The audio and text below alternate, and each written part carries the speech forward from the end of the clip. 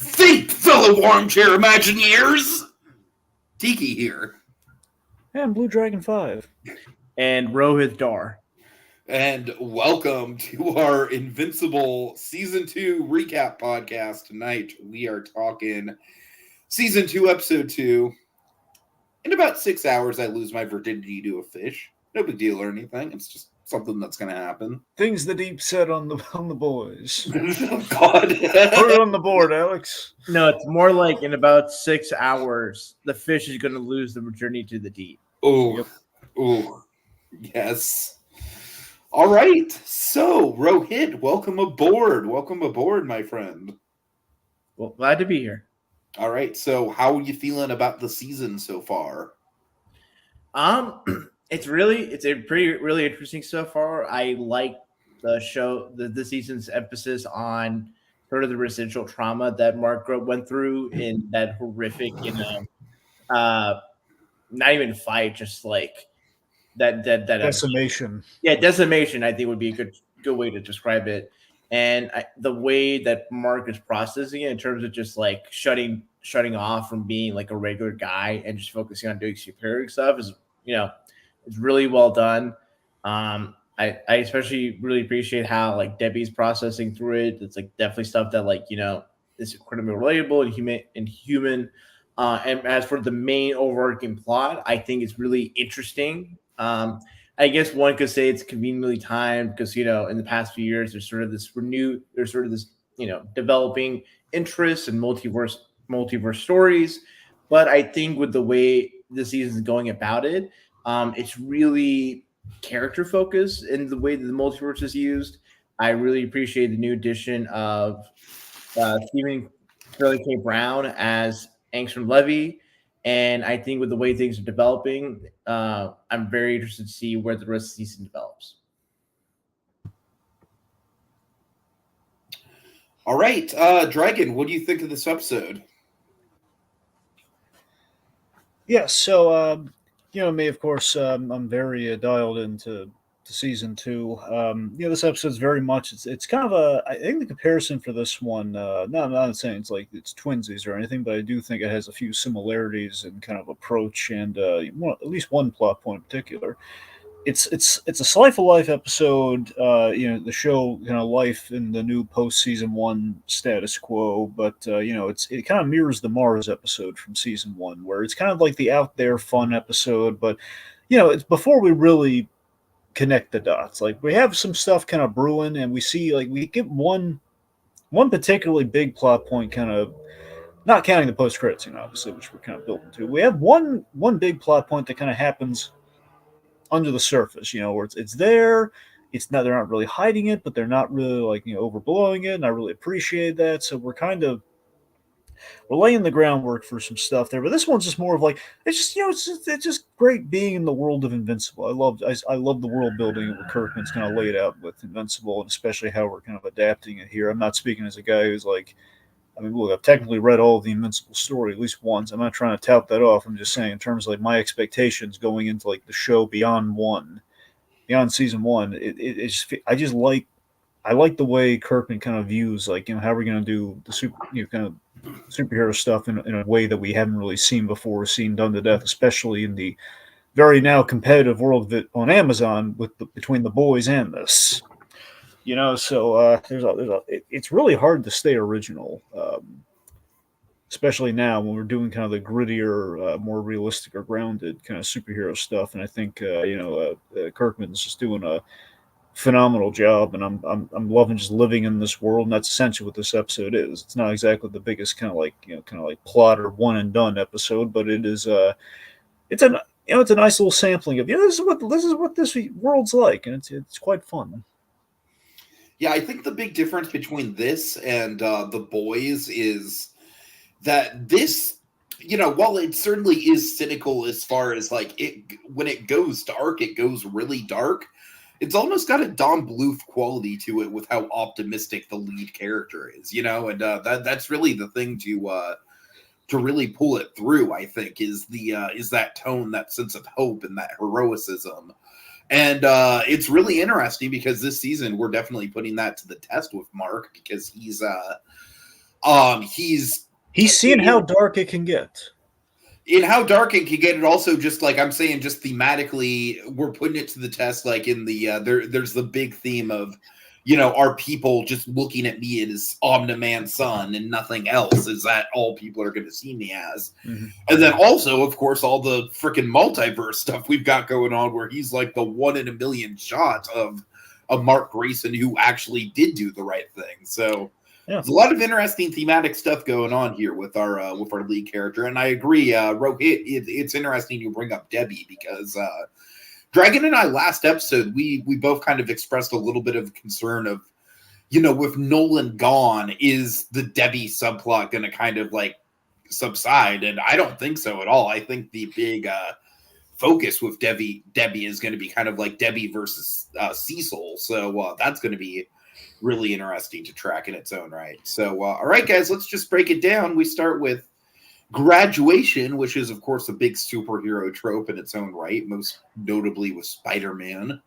Yep, I'm looking at the opening of Amazing Spider-Man 2. The only thing we didn't get is Dennis Leary Ghost. Should Omni-Man's Ghost have been here? I think he's kind of felt, even though he's not seen. The point of the ghost when you look at it. Just every time you see him, he's just like mouthing, Mark. No, he's doing really good. He's not doing the extreme pose. He's just doing like a little light. There's like no, like as mouthing to him like, Mark.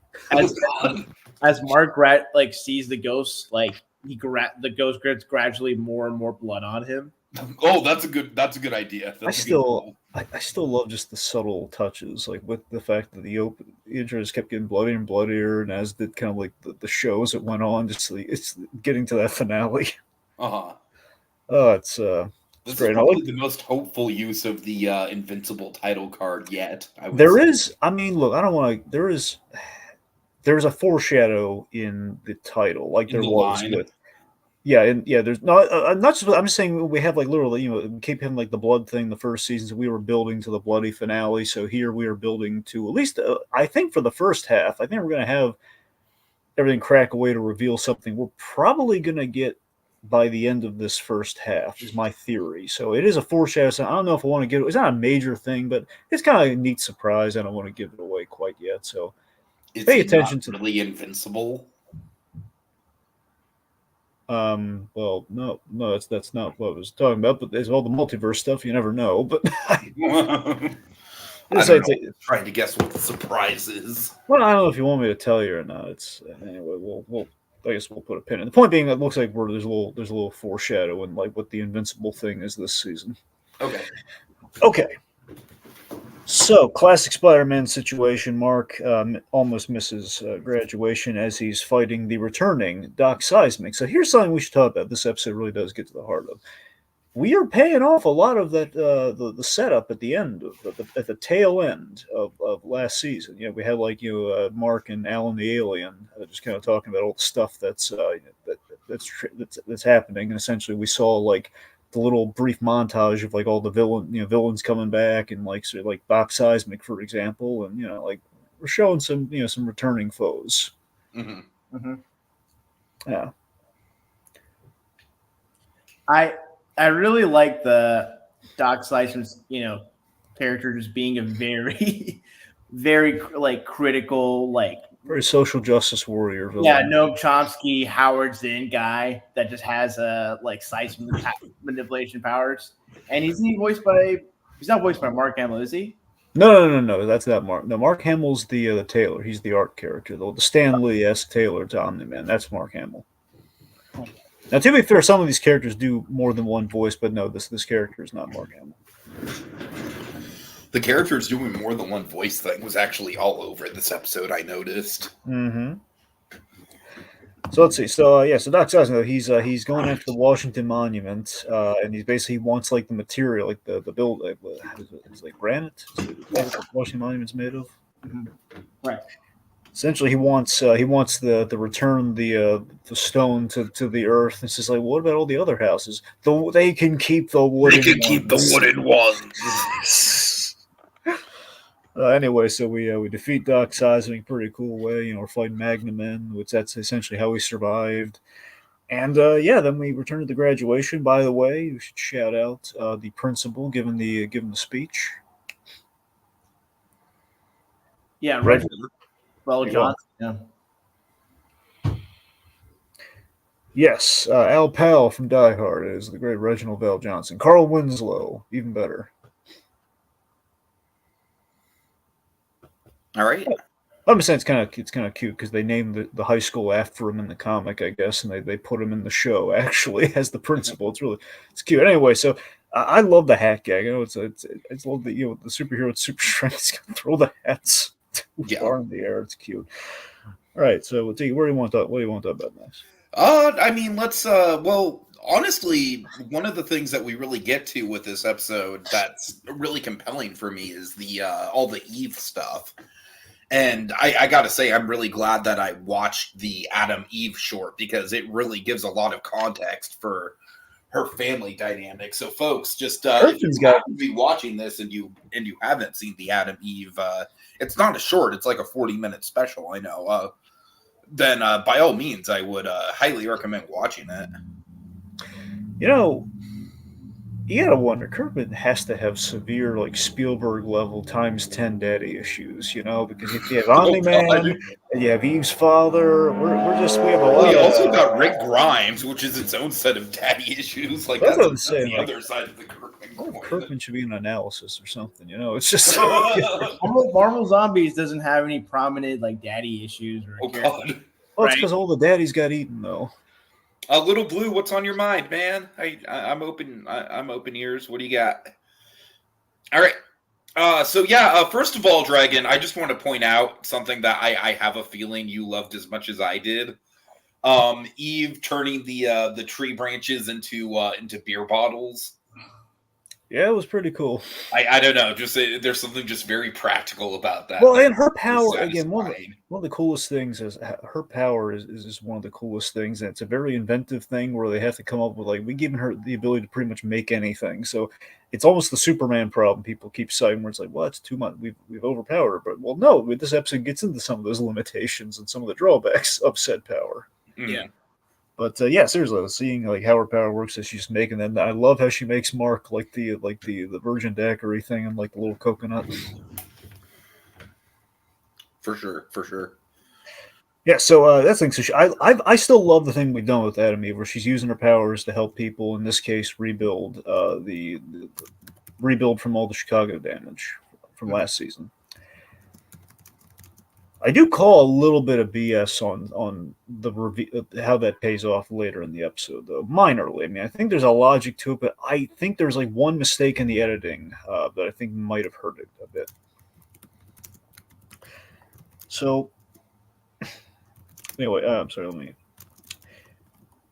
Sorry. So I think she's rebuilding. We have this bit where she kind of finishes off a building, and the construction lady is calling out like, hey, I have no idea if that's up to code, which it's a valid point, but she just built the corner of a building though, and hey, construction lady, why don't you just go in there, or maybe I don't know, talk to her and like say, okay, well, how do your powers work, and then justify and judge if it's up to code or not. Mm-hmm. Now that said, that's one thing though. But then she goes on to build a little park in like this vacant lot of land, which is going to lead to a lot of trouble later. But I do question how substantial the damage would be, because it sounds like there's a sinkhole there. But even so, it's like I mean, she put stuff on top of land. She didn't really excavate into it. You know what I noticed on a rewatch that was particularly seemed like I'm guessing was the kind of the metaphorical straw that broke the camel's back. What? That was a pretty heavy-looking fountain. I mean, I think the fountain was a step too far. I don't know. That's just my theory. Can I get just gone with like a swing set and like a nice patch of grass, maybe a little. Can I go into a random fountain tangent? What? Can I go into a random fountain tangent? Sure. What's your random fountain tangent? I don't know why. I just find fountains very soothing. I like them. Okay.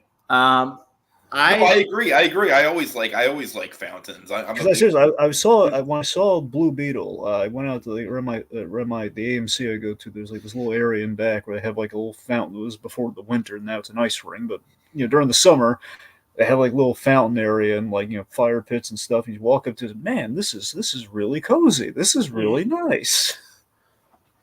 Anyway, I'm sorry, Rohith, you were saying. My thing for that resolution, that particular plot point is like, I remember distinctly like Eve like decides to make a park, like a playground or whatever, or a park aspect, because there's a lady. It's like, oh, like, hey, don't be mean to E, like to the construction lady, and it's like, does she? Yeah, the lady and her daughter. But does she not know that there's a sinkhole? Because I can't imagine like. I don't think anyone knew there was a sinkhole. I think someone probably would said, "Listen, Eve, we're not supposed to build on this land because it's been told to us it's dangerous to build things. It's vacant for a reason." Like I think that would have been something someone would have told her had anyone known. I feel like if there was a reason why that property was vacant, like the government, like the city, at least the city of Chicago, would notify or have a sign or like indicate like, hey, there's a sinkhole or some reason why you can't build on that land. Apparently, well, here's the thing. I think the construction workers really should have told her that. But I guess the signage might not be it because they're doing construction around the place, and all the damage from Chicago may have gotten rid of some of that signage. It's a guess. But here's the thing. Okay, here's the one issue I have with it, though. I mean, all that's one thing. I like the idea that there's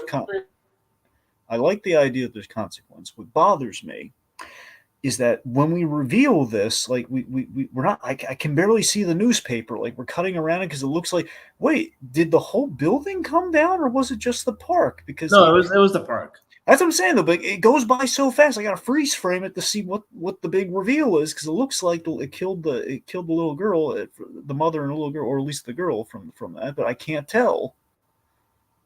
It goes by so fast because you see the picture of the girl and presumably it's the park because he says sinkhole. Because initially I'm watching the episode, I'm thinking, wait a minute, did her putting that little chunk of building bring the whole building? There's no way that works. No, it was specifically the park. Yeah, it had to be. So clearly, but I don't know. I was not crazy about how that scene came out in the edit because I think it does get a little lost to what exactly happened. I think in retrospect, it's like.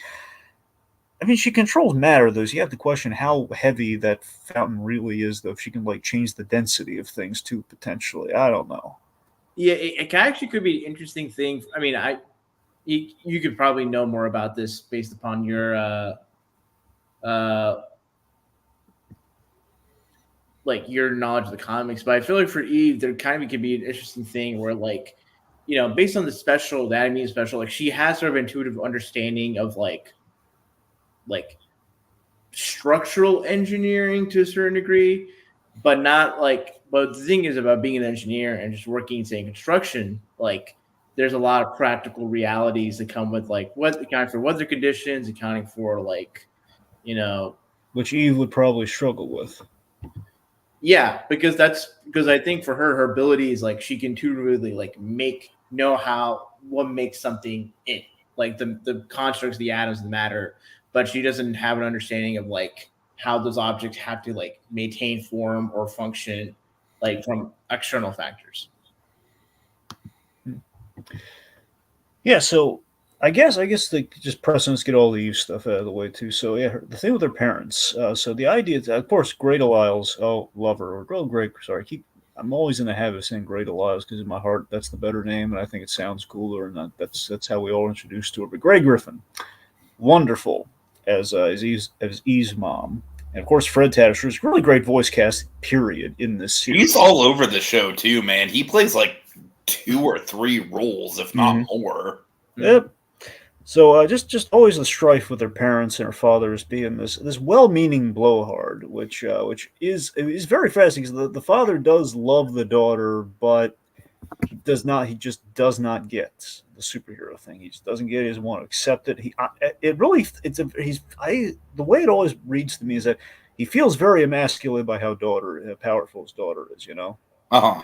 By how like the fact that she can provide for the family rather easily, and he just can't let her get that one over on because he feels like she's cheating. It's that versus hard work, which we get to the heart of in this episode, and it's the fact that, well, it's unfair for him to blame her for what happened in Chicago. That's very much like a bigot thing of just like, I'm going to blame you for all the things the superheroes have done, where she didn't have anything to do with that at all, you crazy man. But the crazy man. But then unfortunately, her actions in Chicago, it's like, it's definitely going to cause a rift. It's very telling that this bit really fascinates me. He had that newspaper next to him on that couch, and he initially wasn't like gripping it, but when she started to get into him, she had a point. He had that bullet in the chamber, argument wise, and Sure. you get a sense he relished using it. So there's still that, any slack we can give this guy. It's just like, you know what, man, you were waiting to wound your daughter with that. That's, that's telling to me. Considering he was too prideful to just like for his daughter to help him out with like cash the golden apple, man. You not cash it. Yeah, that's the kind of guy that will, in some people's views, it's like, oh, you need help? Like, no, I'll survive, and then just gets more and more in the bad spot. Yeah. You know what you call had he used that apple, you know what you would have called that? What dragon? Apple Pay. Oh my god. Jesus Christ. Well done, sir. Well done. Anyway. So, let's see. I guess moving on from there. We had the Lizard League this episode. Yeah, I gotta tell you, Dragon and Rohit, I'm not really the Lizard League. I'm not really. I don't know. They seem a little bit like I'm not sure where we're going with them. Yeah, I mean, look, they're nothing villains. Just a question if there's going to be a payoff. It seems like we're setting up some dominance. So I don't know really where we're going with it too. The only thing the Lizard League I'm just really surprised that we're spending more than an episode's worth of focus on it. Is my whole thing. Well, that makes me think they're going somewhere. It's like you said, they do seem very throwaway. But then again, it's like maybe they're going.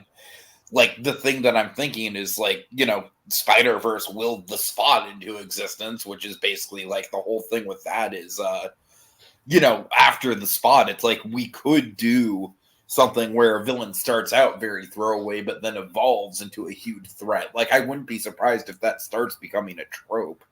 Well, not only that, but considering like the whole focus of the team, like struggling through training under the Immortal, it could be the case that the Lethal Legion like attacks the team, and the new Global Guardians, and some of them that like do okay, and some of them do horribly, and then that just reinforces like a rift between like say Rex and the Immortal. And I feel like that I feel like there's going to be like a big attack by the Lizard Legion and the team will just do horribly and barely make it out alive. I could see that. Okay, so speaking of the League, I'm just going to say, like, Rex is becoming, like, the problem character for me. Dragon, really? Are you feeling the same way? Wait, do you mean... Oh, sorry, you do mean Rex, right? Yeah, Rex. Rexplode, yes. Well, sorry, I just want to make sure because there's a lot of he has a lot of Rudies on that equation. I'm not talking about Rudy. I know. I got it now. Okay. Sorry. Okay. So you're not crazy about Rexplode just because Jason Mantzoukas? Not crazy about him at all. I think he's. I don't know. Like if we were to do like a shocking death, I would be glad to see him as the one to go. I mean, he did have growth in the first season, though. You got to give him a little bit of that. I guess, but he's still obnoxious, and his voice just sounds too much like T.J. Miller for my comfort. Well, it's Jason Mantzoukas, so I guess if you're ever annoyed with a character played by Jason Mantzoukas in a TV show, it probably stands to reason that he would not be aggressive. I guess nothing else. Like, I can see maybe not that I would consider him a problem character, but like what's being done with him is just like he's just made to be a loser. Like, yeah, he's just complaining the whole time. Which, I mean, there's nothing likable about him for me. I kind of I'm interested in how Rex is being portrayed in the first two episodes so far, in the sense that he was likable in the first episode. He kind of gave Invincible a little bit of a pep talk, which was kind of nice. It was out of character for him, but it was good. It was progress, Yeah, I think for Rex, it's interesting if like for him being bristling under the Immortal's thumb, is it the case where he'll eventually acquiesce and just kind of, learn to, be like a full on, like competent professional superhero, or it'd be the case that like he's able to succeed but on his own terms, and maybe the Immortal might give him some level of respect, because those are the two options I can imagine. I actually think that we're headed in a different direction. I think the direction we're headed is that he's going to gain respect from the rest of the team by way of exposing the Immortal, because I don't know. The Immortal was a little creepy this episode. Yeah, I think the Immortal with the duplicates is a little creepy. But he is immortal though. Wait, what is? I mean, I didn't think it was creepy. I just think that like it's a power move, Rohit. It's a power dynamic thing. That's what's creepy about it. I mean, well, that's the it's like the age thing is kind of is one thing where it's like, the age thing is obviously like I mean, even Buddy's if, like, immortal. I'm not sure how old Kate is specifically supposed to be, but she's probably like around the same age Eve is, so it's a ballpark. She's she's in like high school, like 18, 19. That's not well, good. maybe college, maybe like graduated high school. I think it's probably in a yeah, because outside of Eve and Mark, it's unclear how old the other characters on the team are. I mean, like, because Mark's either 17 or 18 at this point. Uh-huh. Because I think a year is gone. I think he was 17, and I forget if he was 16 when we started Invincible. Because it sounds like 2 years have gone by. It was either 1 or 2 years have gone by. So he's probably 18. Anyway, but yeah. Go on. I think like the Immortal is certain. He came off as a lot more of a dick than I would expect. Like considering how he's portraying the first season, it's like, oh, like he's kind of like stalwart hero, and then when he's kind of like in his rage moments, it's like, yeah, he got killed by Omni-Man, and the rest of his team, died. So of course, in Rachel Bloom, but. It is interesting, like that he still has a kind of stewing and simmering underneath him. I don't know if there's anything that the Immortal's hiding. I just think that he has an axe to grind against Omni-Man, and him like saying to Mark, like last episode, like I'm keeping an eye on you. Like he's clearly has vengeance on the mind, and it would seem like a guy who is seemingly of a moral, like kind of like a moral stand there. A guy's like looking down on other people. Him to do kind of a move like this feels a little counterintuitive to what this guy being able to judge people, right? Especially since he was Abe Lincoln. I know I still love that fact that he was Lincoln. So it's like, oh man, Lincoln's with the duplicating team. I'm never gonna be able to watch the Lincoln show at Disneyland the same way again. Yeah, Lincoln's gonna be coming out of that shell, and he's gonna have like, no, three attractive Asian girls around him. Four. Sorry, you're right. 4. And technically, she could have made more or less, depending. But sure, you got to build up to it. Of course. Anyway, I don't know. It was like a really awkward scene, honestly. And I mean, I know like she's saying like, hey, you don't get to they're talking down Rex. But I mean, there's talking down Rex, and of all the times to talk down Rex, and we're kind of dragging the Immortal down a peg in my book. So it's a little. And I know we're trying to say in the world of superheroes, like look at the Monster Girl thing, like potential. I'm not saying we're not really going there yet. They're not really doing like a romantic thing really yet. But let's just say, you have Monster Girl, and you have the idea of Monster Girl and the robot. Who again, it starts off in an interesting place. That we're kind of showing that we're not really labeling things as we traditionally would. So him being immortal, her being able to duplicate her. I don't know. It's a weird gray area, but still just feels oddly. It just feels counterintuitive to what we're doing with them. But anyway, yeah. Well, like I said, there's also just like the power imbalance at play there. That's the thing that really, like, regardless of age, it's kind of scuzzy, Yeah, because again, it almost feels like, and you have to wonder if this is intentional though. If it's supposed to be kind of like an Omni-Man thing, where it's a move. It's a power move. That's what I'm saying. I think that there is some potential for, like, as the season progresses, for like all eyes are on Mark. But what if the Immortal is like the the second coming of Omni-Man that everyone's worrying about, but no one's expecting. I mean, honestly, a part of me feels like it's going to be a thing where the Immortal is just kind of like the grumpiest old man, where he's like, he just doesn't care anymore about anything because he's been around for so long. Where it's like, I've been killed twice by Omni-Man. I'm ticked off. I'm just going to do what I like. I don't care what this Rexplode guy says. As far as I'm concerned, I got hearing problems when this guy talks. and as an old guy, you always I got needs. A hot young girl. I have needs. I'd like a younger woman and one who can, several younger women, in fact. You know, I think about it. Actually, I think here's kind of, I don't know if this is a thing in the comics, so if it's not or whatever, but I think with him, dying like once or twice, maybe it's a thing where like when he comes back to life, like it takes a while to get back to like regular societal norm behavior, and it's just kind of like base impulse. So it could be a thing that like after a few months or a few years, like he's back to like acting like a civilized person because his brain has like now quickly regenerated and like made the neural connections to, I mean, that's fair because when he came back, he was like just purely rage charging. He wasn't really talking to him, man. He was just charging at him. Yeah. So, Yeah. I mean, it's the whole Ray Shuggle Lazarus pit kind of effect. So, I mean, it stands to reason. Maybe that's like it's going to be a traumatic event coming back to life. And of course, with something going on with another character in the show, there is like, there is. We're wondering if a Lazarus pit is going to come into effect, possibly. Right. It's either Lazarus pit or clone for Donald. It's one of the two. Well, probably not Lazarus pit, but sure, one of the. I think it's going to be clone or robot, but it's a guess. Anyway, let's see. So I guess, do you want to talk about Donald? I mean, we can. There's not much there, but I do like that we do. I love how we're playing that scene. Why are people freaking... Okay, hold on, guys. I'm sorry. Go ahead. I love...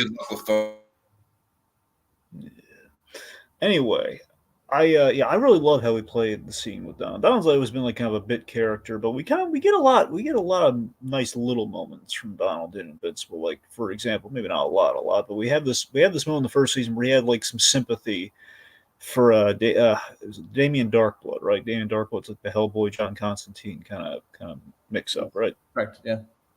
So he had a little sympathy for that, a little sympathy for the devil, one could say.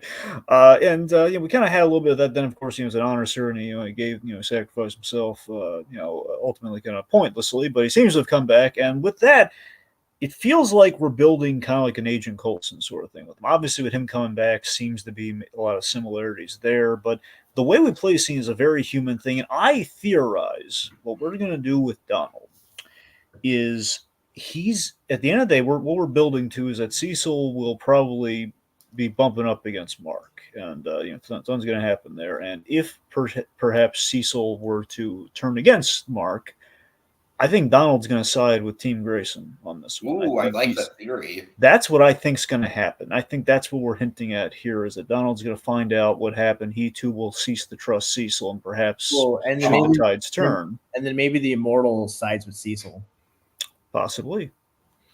And then we also saw a tease of, in the post credits where there is a version of Cecil that is very vengeful towards Mark. So. Yep. Also, exactly. And also, yep.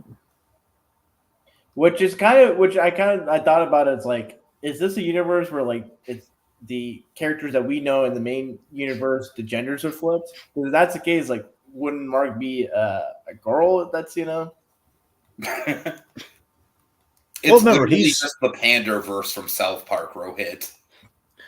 Well, it's also the thing of like if you look at maybe like the Viltrum aspect here, where it's like Omni-Man is an element coming to that planet, but then again, you're right, it's a whole universe, though, not just the planet. So I mean, I don't know, maybe we goofed up there. I don't know, but what's more intimidating than Cecil?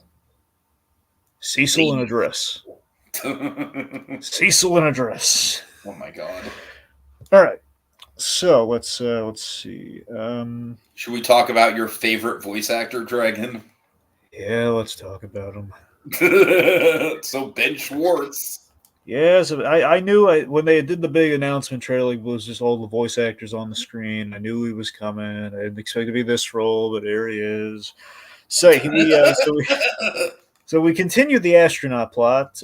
I'm still convinced that Earth to Ned has something to do with your dislike of Ben Schwartz. I mean, look, I assure you it's coincidental, but it did put like a fine point on like how to phrase it. I was Wait. kind of circling it, but I was like, you know what? Yeah, maybe I don't like Ben Schwartz. Why do you not like Ben Schwartz? Here's the thing. Ben Schwartz plays he's played a number of characters. With the exception of DuckTales, and honestly, even for DuckTales, I think I liked his character in the first season. Then afterwards, it just kind of like then kind of lumped into. I just don't seem to care for Ben Schwartz. I like to think he's a nice guy. I'd like to think that. I don't know, but at the very least, he's very good at playing. I did think he pretty much single-handedly ruined Renfield. That's what I'm saying. So he killed Renfield. I don't think he ruined Renfield. I think he was fine for what, like, I think. I like Renfield as a movie, but I'm saying like he was like the bad. The great parts of Renfield are the parts that do not have Ben Schwartz in them. Exactly. The problem is like he's very key to that, at least the in quotes plot of that film. You know, that's the thing. It's if we didn't have that guy in the movie, it feels like it would have gone a lot smoother. So Dragon, I'm just gonna take out my phone. I'm just gonna text James Gunn. It's like, hey, cast. Don't put down the phone, Rohith. Do not call James Gunn. I don't want to see him playing plastic. I've also texted Kevin Feige and asked, hey Feige, cast Ben Schwartz as Mr. Fantastic. No. Hey guys, look, I'm all stretchy. Isn't that bananas? Don't give him. Okay. Anyway, so on a serious note, we continue the astronaut plot with Russ here, and the idea is we're kind of paralleling the Martian Manhunter origin, only with a lot more of a sinister undertone. It would seem by the end of the episode, like we're not. It's not just because if you remember, we had essentially our combination of Starro and the symbiote essentially taking over a guy here. Now it's unclear exactly how it worked. If that guy was turned into a Martian because of that possession, or if it was that was not my takeaway. I thought that like he was possessed, and then the Martian successfully killed him, and then one Martian decided just to impersonate him, and then Well, that's the thing. I don't know if that's the case or not. It might be. I mean, based on the flashback, based on the little clips that we got, did you see that? Did you see that astronaut getting killed in there? Did I miss that? It's not what it didn't happen, but that's my takeaway. That's the implication that came to mind is that the astronaut was possessed. He attacked Martians. The Martian successfully killed him. One Martian was curious or for whatever reason wanted to visit Earth, decided to impersonate that astronaut, joined the rest of the astronauts, and came back to Earth. I mean, I'd like to think you're right, but we did have that. Well, you know what? We had that moving thing on his logo, but you know what? When you think about it, the way Martian Man's thing worked is that he had like the little piece of his body that would move all over the suit. So maybe that was that instead of like the little symbiote kind of Starro thing. So maybe you're right. Maybe you're actually right about it. I'd like to think you're right about things. I would track a lot cleaner. So regardless, so we're doing kind of a parallel of the Martian Manhunter origin there. And again, look, in this case, Ben Schwartz, I think he's okay, but he's definitely towing a line where I could see this character going south. I could see it. He hasn't yet. I'm a little worried. I don't want him raining in my Invincible parade. Anyway. I'm just not sure how much of a role he's going to play. He's very much like a new addition, so it's like, and we don't exactly know how nefarious he is. Well, he's lying to the Guardians of the Globe. I mean, I think that. I feel like him not being truthful about his origins, that doesn't necessarily mean he has any malicious intentions. I think, if anything, it's just like he could have just been a regular guy on Mars that just that maybe wanted more for his life or was curious about Earth, came to Earth, and now is kind of just like making it up as he goes, right? I don't like the way he interacted with his human coworkers. It doesn't seem to me like a guy who like is clearly having a master plan. If anything, he's just like, I'm eating pizza, or does he like need the raw microwave pizza, man? That was gnarly. And didn't understand the idea of rent or having to pay his rent. So like, I think if anything, I'm curious. If you guys got this reading, it felt to me that the way Shapesmith's characterization, it almost felt like autism coded or like just social, like I don't know if that's maybe like maybe too far of a reading, but I just think the way he like talked or interacted, I feel like for the other characters, it's like, oh, if they didn't think he was an alien, they think he was just like on the spectrum or whatnot. So, Well, no, they think he's traumatized though from space. That's what those coworkers. No. But like when he's interacting with, say, the Guardians, or like the way he interacts with just other people that wouldn't know he's like an astronaut. Right. Well, again, maybe that's actually maybe a fair. Tiki, what do you think? I honestly don't know. I mean, I know I'd be the person to ask about that. I didn't read it that way personally, so I don't know. Okay, well, let's see. Where was I? Oh, okay. So, here's the thing. One, I do love the little clip that we had about Martian Man because I love that guy had he was a kid sidekick, and we kind of revealed that he cared very much about humanity, saved the first responders. He hung out with the kids. Like Martian Man was really cool, and he lived up to like the little glimpse. We had these little glimpses of all those characters with the Guardians of the Globe in that first episode, and there was so much personality and kind of life conveyed with the majority of those characters. Yeah. Like look at what we're doing with Olga now. Like Olga after she lost Red Rush. Right? I'm sad. Yeah, it's Joseph, but was it Red Rush was his name? Yes, I believe so. Yeah. So we did get a lot of we're getting a lot of personality. We're kind of learning about them in the aftermath, which is from the comic too, where you kind of check in with some of the legacy components of these characters, like we do in this episode with Darkwing, which we'll get to in a second. But anyway, so I like that Shapesmith here. He is trying to. He looks on the TV. He's something's not clicking. He's essentially he's been kind of he's so lucky that he didn't get killed in his mind. Like, oh, that guy didn't get killed.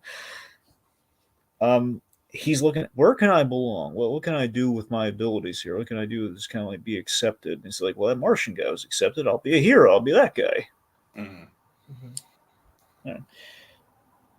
So he wants to belong, but there is the possibility, if there is something sinister there of like an invading horde, then maybe it might be a Trojan horse thing. It sounds like that's not what we're doing, but I don't know. The way that scene is conveyed, we're seeing the horrifying origins of this guy. So I don't know if maybe there's something more to that or not. I don't know. I think Occam's razor. I think he just was curious about Earth and left, and maybe I could see maybe the Martians coming to visit Earth because they're aware of Martian Man's death, and maybe they want to seek responsibility from Invincible because he's like that could be a running theme this season is like retribution. I don't think we can do that twice to him though. Literally the same thing. I was going to marry the Martian Queen. Like, come on. Well, no, I mean it could, or maybe if not, like them, maybe not a retribution thing.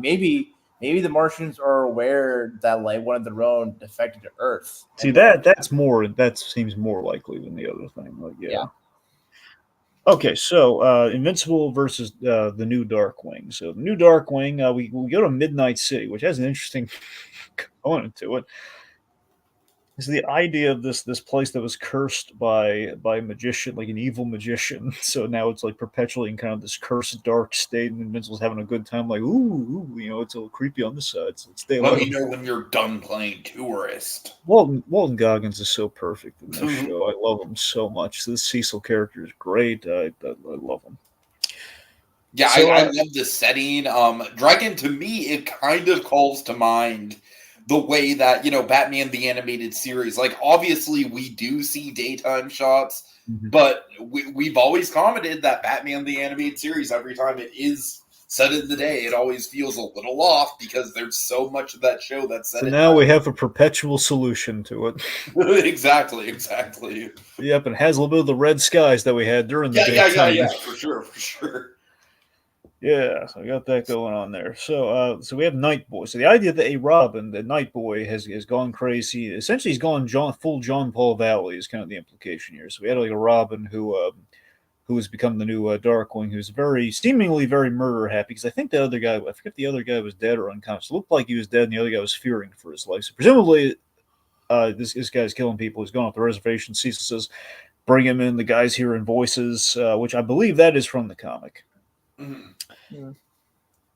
Oh, by the way, there's this really small bit I just want to highlight because it's really nice Cecil bit. Just want to kind of earmark seeing how the season goes. Mark is seemingly is kind of Cecil's dream come true with Omni-Man right now, and Debbie calls him out on this. Like, you just want a soldier who's going to follow orders and everything. Where it's like, that's why you're Employee of the Month, kid. Like, that was such a nice pat on the back line from Cecil. I just really appreciated that. I thought it was like, Cecil is having some fun with the kid. He's looking out for him, and I'm going to go this far with it. I'm not saying we're going like 1-for-1 on this, but to some degree, Mark, with his father was a huge betrayal there, and I feel Cecil is kind of like the no, I absolutely, Dragon. I absolutely think it's that's not a stretch at all. As a matter of fact, I think one of the big, points of tension this season with Debbie and with Amber is going to be, like you're giving Cecil too much attention. You're letting Cecil control your life. But I think with Mark, it's like, yeah, because he is really like that. There is a gaping black hole of father figuredom that needs to be filled in Mark's life, and Cecil very much represents that. I'm just imagining just like the song from Gold Member when Mike Myers is also saying, "Daddy wasn't there." Change my underwear. Take me to the fair. Oh my god, that's a good pull, Rohith. Yeah. Anyway, so I don't know. It's just kind of a nice little bit there, and you're right. We might be setting up for a big fall there because if Cecil, the shady Nick Fury-esque figure, keeps some secrets from Mark, I think Mark's going to feel a certain way about this. He's going to feel some betrayal there, or vice versa. If Mark goes off the reservation, Cecil's going to get his feelings hurt. Mm-hmm.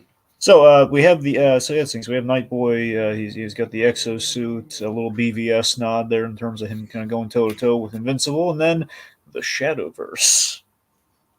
This was such a cool idea, man. Yeah. It felt like such a Doctor Strange thing for me. I love this so much because one, it looks really cool, but two, I love because I'm so invested in this Mark Grayson character with this show and everything. I love that he came up with a really clever escape, really clever solution that didn't just involve like punching his way out of it.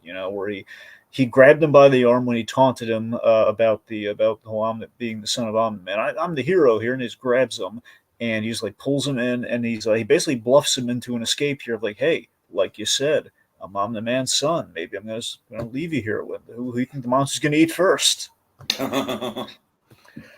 So just great. I love that. And I love that it just kind of like leaves it to your imagination, like the monster in the dark universe, whatever it's called. I'm sorry. They didn't really give it a name. I just think it was just like an unseen monster. Yeah. But I love how it's almost like kind of, it's got that Lovecraftian quality where it's like it's so immense that you can't even like conceive of what it would look like. Yeah. All right, let's see. So Debbie, she's having trouble adjusting. She resents Cecil for what's going on there with Mark, and there is tension in the room between Debbie and Mark. The whole the cabinet thing, the fact that Cecil and his guys shot up the place. Well, yeah, Debbie, but still, your husband was trying to take over the planet, though. Mm. But still, though, you get it though. Where Debbie's processing a lot of emotions and trying to find a way to move on. And right now, her son, already just graduating high school, he's drifting away from her world and into Cecil's arms, essentially.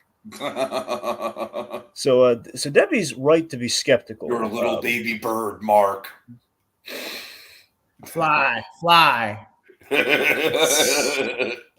Yeah, Debbie's right to be skeptical, but it's a complex issue, to be fair. And then we see the scene where she's trying to show a home to some folks. That was a rough scene, man. That was a fucking if I were in her shoes, I definitely wouldn't be able to hold my tongue in that situation. Yeah, she's not your pet. What? Yeah.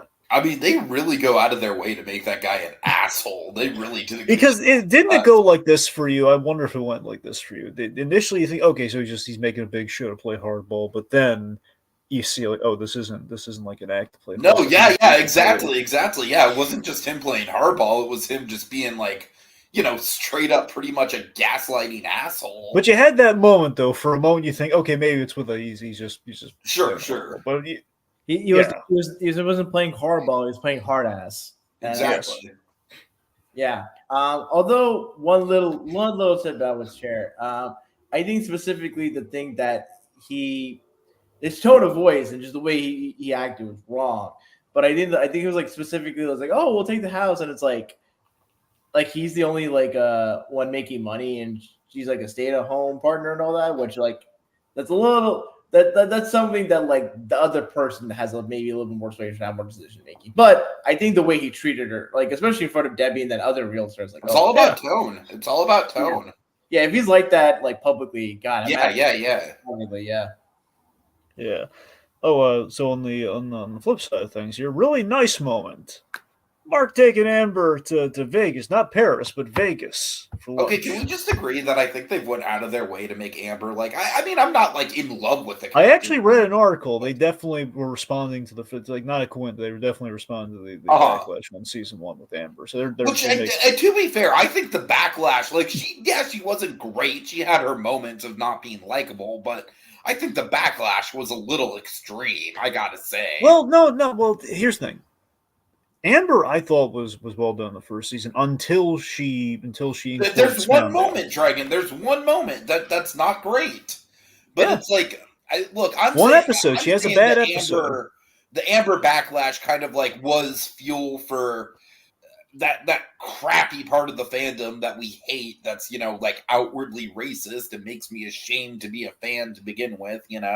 But you know what I'm talking about. Those people are out there, and they kind of used Amber as like fuel for their fire, and I thought that was really shitty. So I just want to acknowledge that. Like here's the Invincible first season was so wonderful and so fantastic, but it had like that one little residual thing. And I think people's like, okay, we found the crack. Let's just like chisel exactly. It's like episode 6 onward. Amber is not at her best, but I mean, people act like Amber is literally like one of the worst written characters in the history of fiction. I'm like, come on, guys. I mean, gentlemen, considering Skylar White is considered as like one of the hated characters, if like on the Dragon and I don't mind Skylar either. I mean, she's got her moments. It's a roller coaster. She's got good seasons. Skylar's great. But it's the formula. It's like, popular show that appeals to a lot of dudes. There's one female character that maybe gives a little lip or attitude, or exactly the male character. Bad woman, bad. Pretty much. Burn her at a stake. Man. Oh my God. Okay, so let's see. But I do love just the idea of like, he's gonna take her to Paris. Like, no, it's gonna rip the skin off of her. Like, let's take her to Vegas, though. That's a lot more achievable. I mean, Vegas is a really big foodie town, so if you're gonna do lunch, Vegas style buffet. That's what I'm saying, man. That's what I'm saying. That's a pretty damn good lunch. All right, so we were taken away from Vegas to Atlantis, differentness. So I'm actually surprised there's not an Atlantis resort in Vegas. Come to think of it, I'm trying to remember if there's one like kind of water themed casino. I'm just trying to remember if it was the one with the pirates, the Treasure Island. It's Treasure Island, yeah. That's not. Yeah, no, I'm just trying to remember if I know there's Treasure Island. You know the Atlantis I'm thinking of, right? The ones that are in the Bahamas. Yeah. There is an Atlantis Casino Resort Spa in Reno, Nevada. Oh, there we go. All right. Maybe that's what I'm thinking. I don't know. Maybe that was. But Rohith, I don't want to go back to Reno. He's not gonna get that. Yeah, I don't. That's just flew over my head. It's from the Muppets 2011. Fozzie's like he's in Reno when we find him, and he's like, Carmen, I don't want to go back to Reno. Like during the adventure, like no, Reno was like the bad comedian years. He doesn't want to go back. All right. So Atlantis. It's extra amusing to me because I took many a childhood trip to Reno. You went to Molossia. So, yep. Let's see. So Mark is told. Okay, now this is one thing. So I said like I read through the comics once, so I can be surprised on certain things, and this is like one of those moments. This is kind of why I did sort of thing for this moment right here, this season, where I was familiar enough with this plot point from the comics, where basically like, you take kind of the arcs in the comics and you know generally what happens in them. So it's like Mark is told that he has to, he has to essentially has to marry his enemy. He has to marry the widow of the warrior he defeated, Aquarius's widow, essentially become like the king of Atlantis, and it's a marriage of convenience sort of thing. He kind of has to. Now they updated this in the comic. They actually did the marriage plot. Oh God! So that's why. And I forget the guys. Do you remember if we said this exact line in the episode? 'Cause it's from the comic. I wonder if we had like spoken in dialogue in the episode. Like in about 6 hours, I lose my virginity to a fish. Like, did they say that in the? I don't think it's a spoken line. I don't think. Okay, so. then they pull it just from the comic, then, which is interesting.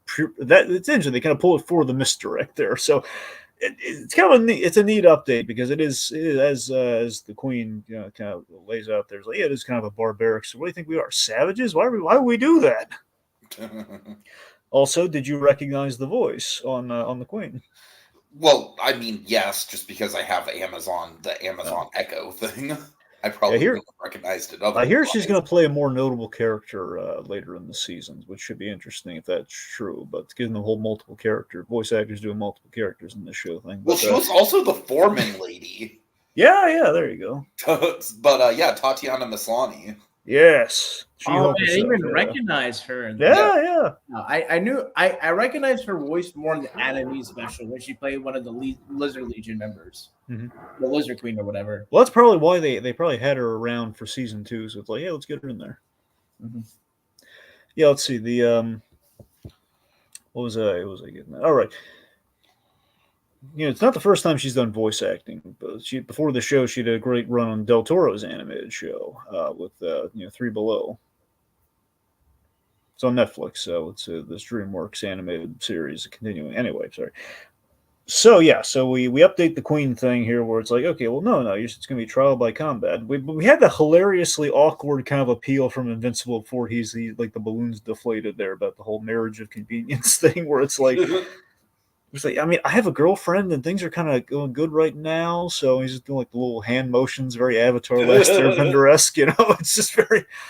So I loved all that, and the update was a fun surprise. Like, seeing, okay, we're not going to do the thing where in the comic essentially what happened was the Queen had admired like a guard or something that really loved her, and he basically was fighting Invincible. Basically, Invincible kind of took a dive so he could win her heart. Essentially, is how that was his way out of the situation.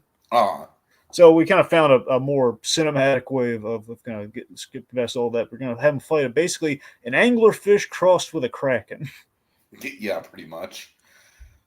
How adorable was that little seahorse? Before watching this episode, I saw like a meme where it's like Invincible spoilers without context, and it's the scene for SpongeBob where like Sandy thinks she fights the worm. Yeah. And it's like, okay, how does that's its tongue? Yeah, and it's like, oh, and when I saw that, I was like, yeah, when the also the ice cream stand from the SpongeBob movie kind of comes to mind as well. That one's a full-on anglerfish. That's a little dangly thing. Boys is the anglerfish. Want some ice cream? That was so ridiculous, man. SpongeBob is running through like legions of skulls. Says, "Give me one too." Oh my god! All right. Anyway, so let's see. So Invincible, he's fighting the Kraken. He gets hit by the sonic cry of the Kraken, which knocks him for a loop, which is the weakness of the Viltrumites. It's the sonic. Basically, it's like how you attack Superman. Well, you hit him with the super senses. You hit him with the ears. So Cecil has filed that away. He now has a sonic contingency. There's that. This is the big plot point of the episode I was referring to, where Cecil has kind of stored away a weakness against Mark. Sure. So we have this really awesome moment though, where Invincible, he could leave him. The Kraken gets loose and it's wreaking havoc, and he could have just left him there. And we have this wonderful moment where Cecil says, "You're not your father, kid." And he's, the fist tightens, and it's like, yeah, he's not his father. That's why he's going to save those people. It's beautiful, right? I mean, how great a moment was that? Yeah, it was good. Yeah, so he goes in there, saves the day. He's hitting the thing in the heart. He pulls a Jonathan Banks attack, I like to call it. It's running gag. He's like on set people, so Jonathan Banks was punch everyone in the heart. So Mark just punches it in the heart. And so then we have our post-credit scene. Yeah, which is, we already established it's pretty crazy with the multiverse of it all. Yeah. Yep. And you have like Angster Levy's head. I have to say, I think I saw an image of him in the comics. It's interesting how for the animation, like his brain head looks kind of like a cobra hood. Mm-hmm. Which makes Yeah, which makes it look a little bit more, a little hard to see. No, it's a good thing he's wearing that hood. Yeah. I'm reminded of a different SpongeBob gag. The whole maybe they were scared by your pink hat. Oh, that's not a hat. That's my brain. Ah! Anyway, so so the big thing we established here, Angstrom's looking for he's crafting a battle plan to take down the Invincible of our main universe here, and he's interviewing other Invincibles, at least one that's in captivity, and basically finding out hey, how did they get you? So they had his father essentially some next gen quantum nuclear warheads to knock him for a loop, and Invincible essentially was worn down until he had to go to sleep. So the idea that Invincible, like with the Superman, the guy is still in there. He's still going to be he's susceptible to like sonic blast and like the things that would weaken a human, but on just a massive level. It's the only way you can really take down a guy like that. Mm-hmm. He's going to tire out and you can gang up on him. Yep. And we've kind of seen that in practice, though. Invincible is he gets the crap beat out of him. It takes a lot, but it does take a lot to get him, though. And if he did not have assistance, he would be a goner. All right. So that's about it. Yeah, for sure. I don't know, man. I got to admit, part of me is a little bit worried about the splitting stuff into two parts, just because we already waited so long to get this, and I'm kind of worried that we're not going to have any sort of big payoff for the first half. I'm kind of worried that this first half is basically going to be like all set up, and there's not really going to be a lot of big payoff. Like, obviously the second half is going to be the payoff, but I don't know. I feel like with this show, there is kind of like a danger of we hit such a high with that Omni-Man fight, with that season finale. And I guess what I'm worried about is how long it's going to take to kind of get back up to that pace. Because if it's going to be the Breaking Bad equivalent, which is what I'm picturing, because that is like kind of the proper structure to do something like that, then frankly, I don't think we're getting anything too groundbreaking in these first 4 episodes, which I worry about just for the momentum of this show. Because honestly, there's not nearly as many people talking about this show coming back as I thought there'd be. And I think the fact that it took so long, mixed with the fact that it split into 2 parts, I don't know. It just worries me about the health of the show just in general, I got to admit. Well, I mean, the other thing to factor in too is that they're kind of biding their time because they want to keep doing this, because the Invincible's kind of it has a story with an ending, but it's a long-spanning story. And it sounds like Kirkman might have the juice to actually, given what he did with The Walking Dead, I think they're going to give him the blank check to, you can come back, Kirkman. But it's going to take a while to make that show, because animation takes time. Yeah. And also, I think the way the split is probably because they want to have it where like every year, has Invincible, even if it's not a full 8 episodes per year. So. Sure. Well, that's the thing, because the problem with Invincible impressed everyone so much. They were like, "When's the next one coming out?" Like, "Oh God, when's the next one coming out? We don't have it ready yet because we expect it to be this big a hit."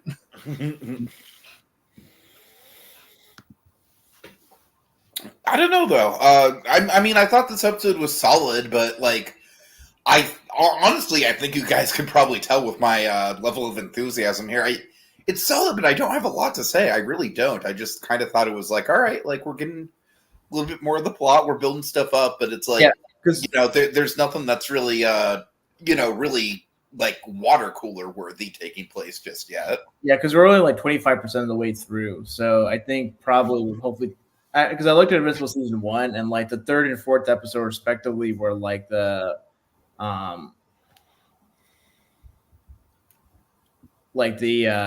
funeral there was the funeral scenes in the 3rd episode, and where Doc Seisman shows up in the 4th episode is the Mars episode.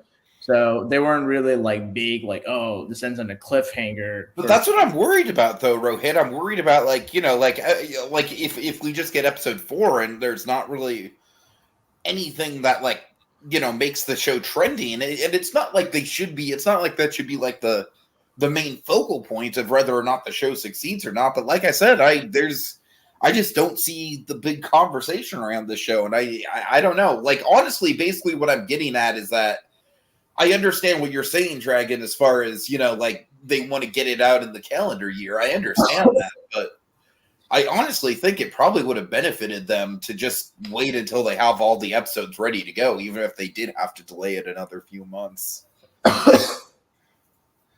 I don't know. I'm just hoping they have something big in the chamber for the end of episode 4 to justify the hiatus. We'll see. Yeah. All right. Well, I think that's about it, guys. Little Blue, if you're still watching, I'll find a way to get a hold of you. We'll see. But thanks for coming on. All right. Any final thoughts, Dragon? But what about Debbie? You hypocritical geriatric fuck. All right. I think that's a good place to end it. Have a good night, everyone.